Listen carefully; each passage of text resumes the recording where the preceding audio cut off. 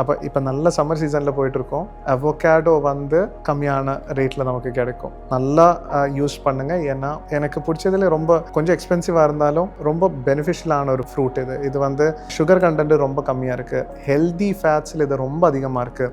நிறைய fibre content அதிகமாக இருக்குது. நமக்கு இதுக்குள்ள ஆன்டி ஆக்சிடென்ட் அப்படிங்கிற ஒரு திறமை இதுக்குள்ள ரொம்ப அதிகமாக இருக்குது. இதுக்கு நம்மளோட ஜாயிண்ட்டுக்கு, நம்மளோட ஸ்கின் ஹெல்த்துக்கு, நம்மளோட ஹேரோட ஹெல்த்துக்கு, நம்மளோட டைஜஸ்டிவ் ட்ராக்கோட ஹெல்த்துக்கு, பிரெயின், நர்வ்ஸ் எல்லாத்துக்கும் ரொம்ப ரொம்ப ரொம்ப ஹெல்ப்ஃபுல்லான ஒரு ஃப்ரூட்டு.